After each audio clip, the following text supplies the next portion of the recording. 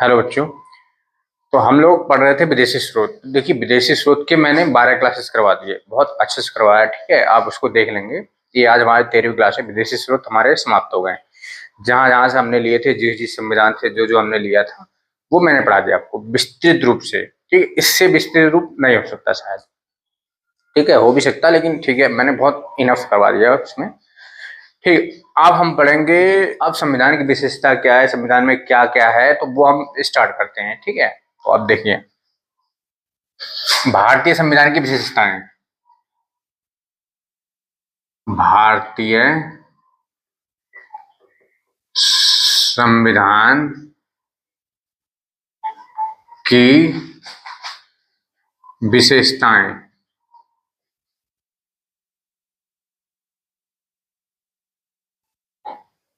देखिए, हमारे संविधान की विशेषताएं क्या है, अब हम वहां शुरू करते हैं। ठीक है, देखिए हमारा संविधान कैसा है, विस्तृत एवं लिखित संविधान। कैसा है, लिखित संविधान। हमारा संविधान कैसा है, हमारा संविधान है विस्तृत एवं लिखित संविधान। Long and written constitution.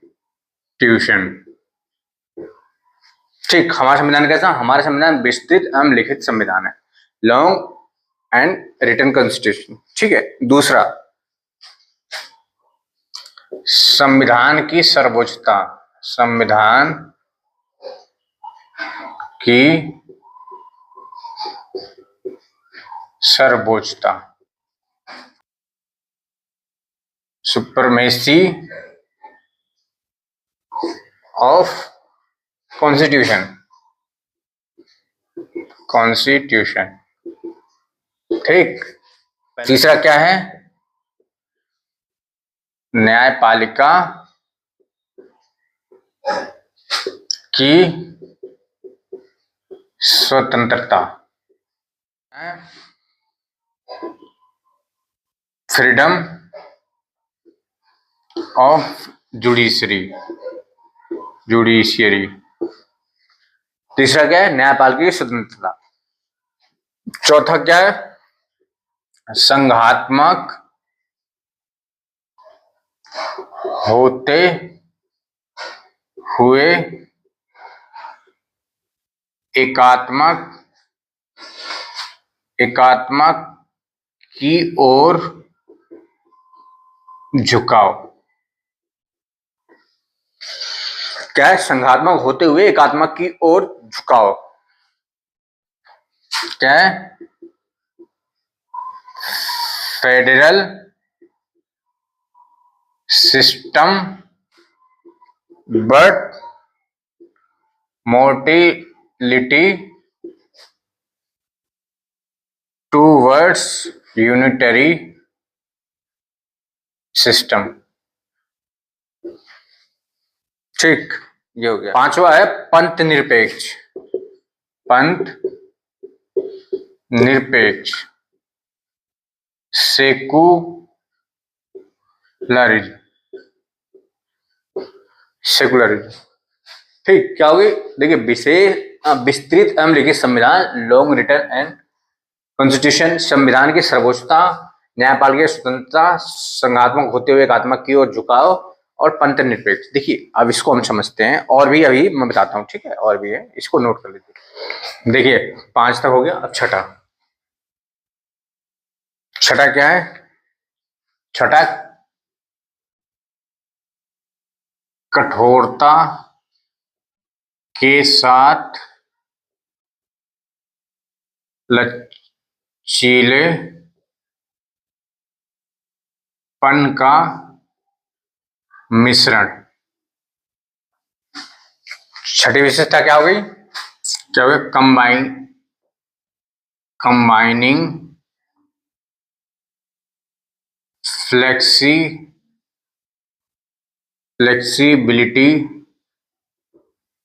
With rigidity. ठीक। सातवां, मूल अधिकार, फंडामेंटल राइट्स, FR। ठीक है। आठवां, मूल कर्तव्य, fundamental duties, FD। Fundamental rights, fundamental rights. ठीक। FD मतलब होता है यहां फंडामेंटल ड्यूटीज। ठीक। कितने हो गए? छठा, कठोरता के साथ लचीलेपन का मिश्रण। सातवां, मूल अधिकार। और आठवां, मूल कर्तव्य। नौवां, राज्य के नीति निदेशक तत्व, डायरेक्टिव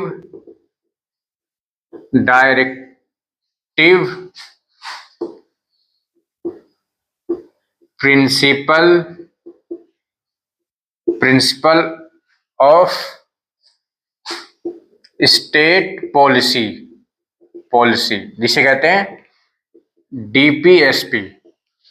10वां, एकल नागरिकता।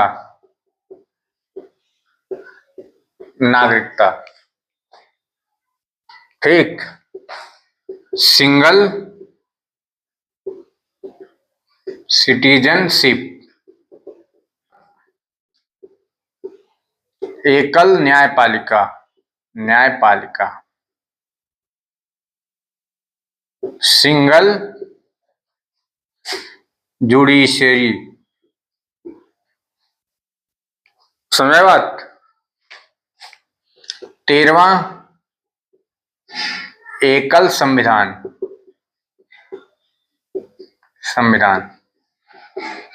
Single constitution. ठीक।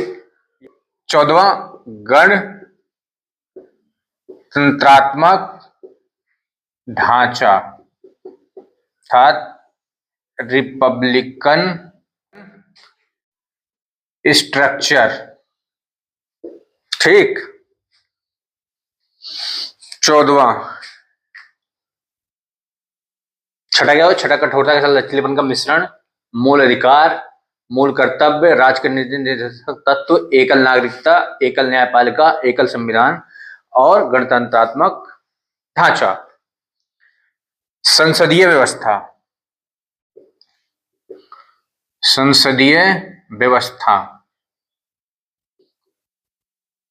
Parliamentary system. ठीक। 16वां हो गया लोक कल्याणकारी ढांचा, पब्लिक वेलफेयर स्टेट। देखिए, ये जो मैं आपको बता रहा हूं ये हमारे भारतीय संविधान की विशेषता है। हम इसी के तहत पढ़ेंगे एक एक करके। ठीक है ना? इसलिए मैंने आपको ये बताया है। 5 बता दिए। छठा ये देखिए, कठोरता के साथ लचीलेपन का मिश्रण, कंबाइनिंग फ्लेक्सिबिलिटी विथ रिजिडिटी। मूल अधिकार, FR मतलब फंडामेंटल राइट्स। ठीक। मूल कर्तव्य, FD मतलब फंडामेंटल ड्यूटीज। राज्य के नीति निर्देशक तत्व, directive principle of state policy, जिसे कहते हैं DPSP। एकल नागरिकता, सिंगल सिटीजनशिप। एकल न्यायपालिका, सिंगल जुडिशरी। एकल संविधान, सिंगल कॉन्स्टिट्यूशन। 14वां, गणतंत्रात्मक ढांचा, रिपब्लिकन स्टेट स्ट्रक्चर। 15वां है संसदीय व्यवस्था, पार्लियामेंट्री सिस्टम। 16 लोक कल्याणकारी ढांचा, पब्लिक वेलफेयर स्टेट। ठीक। ये सब हमारे संविधान की विशेषता है। मतलब हमारा संविधान इस तरीके से, क्योंकि देखिए संविधान जो हमारा आज हमारा जो भारत फल फूल रहा है वो इन्हीं सभी की देन है। ये व्यवस्थाएं अपनाई गई है तो इन्हीं सब की देन है जो आज हमारा लोकतंत्र विश्व में सबसे बड़ा लिखित संविधान है। तो और इसके तहत भी जो है बहुत आसानी से हमारा देश चल रहा है, लोग फल फूल रहे हैं, तो हमारा संविधान फल फूल रहा है इससे, ठीक है। तो ये सब अपनाए इसलिए, ठीक। तो अब हम इसको एक एक करके पढ़ेंगे सही से, ठीक है। अब नोट कर लीजिए इसको। देखिए अब हम इसकी विशेषता को एक एक करके पढ़ते हैं, ठीक है। पहला पढ़ते हैं, पहली विशेषता क्या थी? पहली विशेषता थी विस्तृत विस्तृत एवं लिखित संविधान।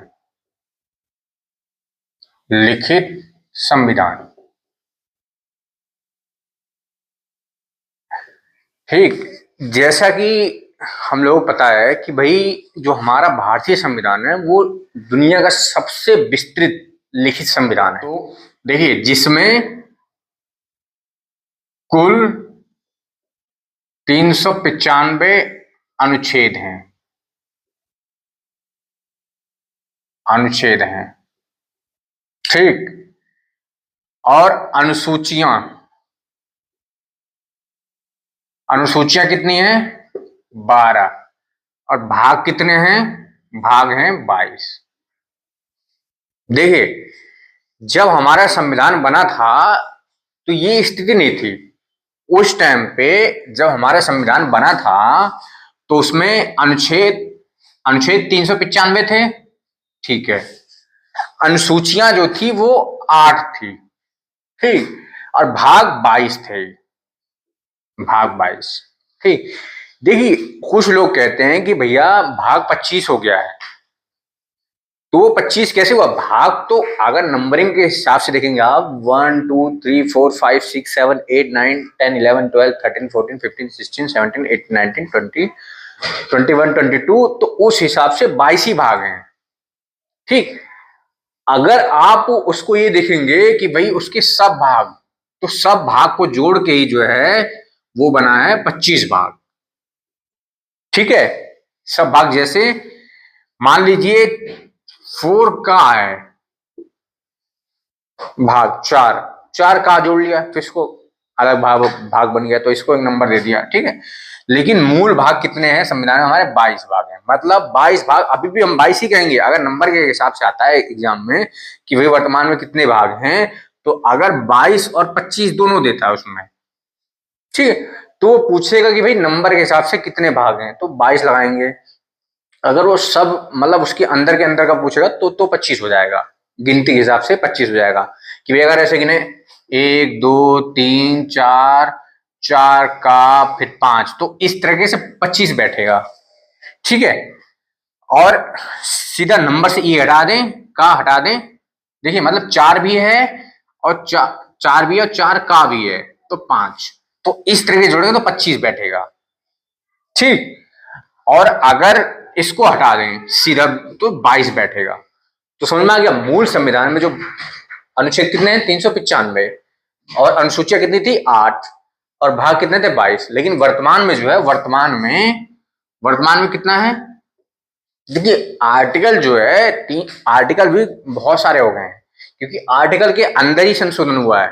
जैसे मान लीजिए किसी का क्लोज 1 2 3 था या ABCD था, तो उसका DV हो गया है, तो ऐसे से जोड़कर मतलब 450 प्लस हो रहा है वर्तमान में अनुच्छेद, ठीक है। लेकिन हम ये मानेंगे 395 अनुच्छेद मूल संविधान में था वो है, और अनुसूचियां वर्तमान में 12 है और 22 भाग जो है 22 है, वो इस तरीके, ठीक। हमारा संविधान जो है दुनिया का सबसे बड़ा लिखित संविधान है, ठीक।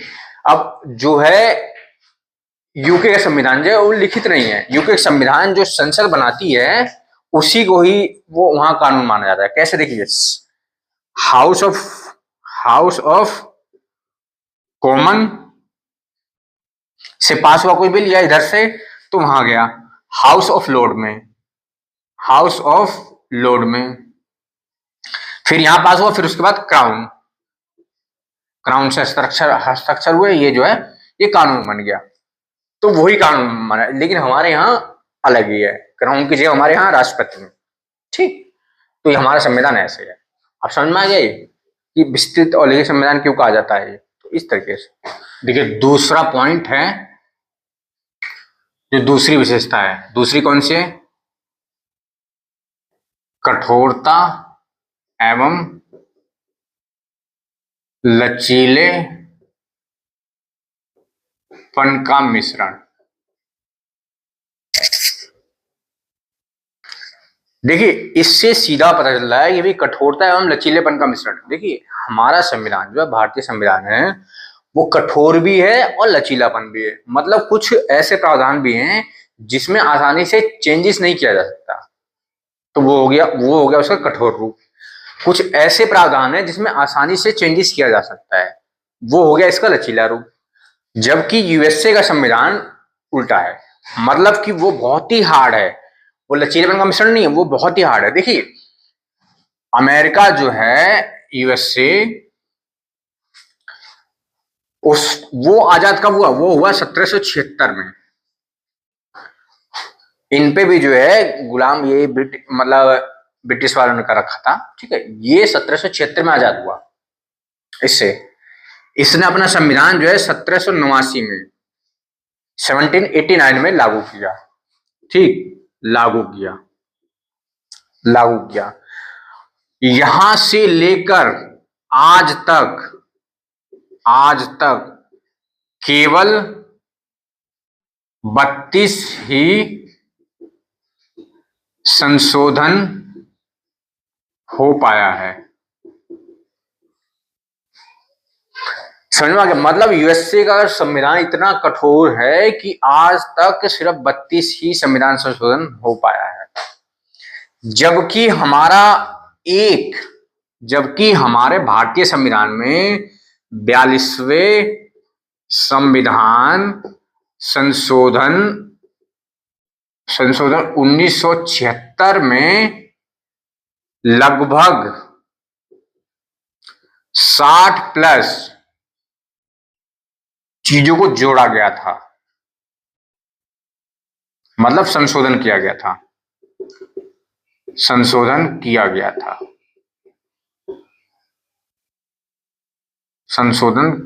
गया था, जिसे मिनी कॉन्स्टिट्यूशन भी कहते हैं। देखिए, अमेरिका के संविधान, जब अमेरिका आजाद हुआ 1776 में, तो 1789 में इसका संविधान लागू हुआ। ठीक, उसके बाद आज तक केवल 32 संशोधन हो पाए। इतना कठोर संविधान है। इसको संशोधन के लिए 3/4 सदस्य होने चाहिए इसमें, किसी भी संशोधन के लिए। ठीक, जबकि हमारे यही देखिए, उल्टा देखिए कि हमारे भारत में 42वें संविधान संशोधन 1976 में लगभग 60 प्लस संविधान संशोधन एक साथ किए गए थे। समझ में आई बात? और ऐसे ही कुछ हाल है 44वें संविधान संशोधन 1978 में।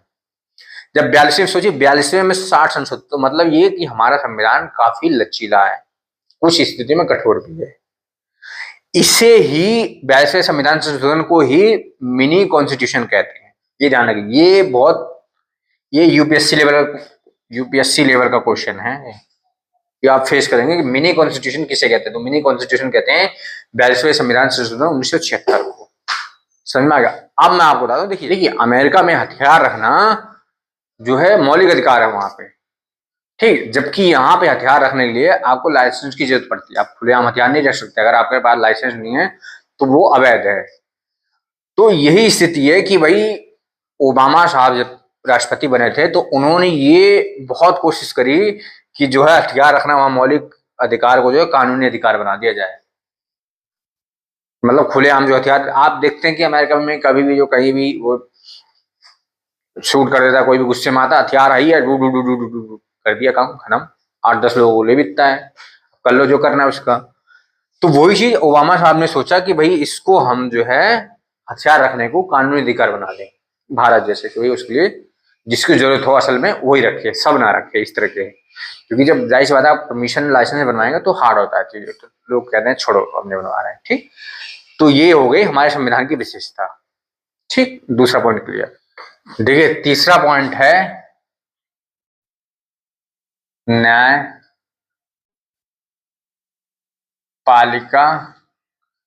की स्वतंत्रता। ठीक, देखिए अब मैंने आपको पिछली क्लास में पढ़ाया था इससे पहले कि भाई न्यायपालिका की स्वतंत्रता। देखिए हमारी जो न्यायपालिका है, हमारी जुडिशरी है, वो लोकतंत्र में जुडिशरी होती है, वो हमेशा स्वतंत्र होती है। तो हमारी जो न्यायपालिका है वो स्वतंत्र न्यायपालिका है। ठीक है, इसके बारे में मैंने बहुत अच्छे से पढ़ाया था, अब शायद मुझे इसके बारे में अभी यहाँ पढ़ाने की जरूरत नहीं है। ठीक है, तो आप इसको देख लीजिए। तो आज बच्चों यहीं तक। ठीक है, बाकी अभी थोड़ा सा मुझे काम है तो मैं कहीं जा रहा हूँ, तो इस वजह से जो है इस क्लास जो है कल और करेंगे, इसके बारे में पढ़ेंगे। ठीक है, अबे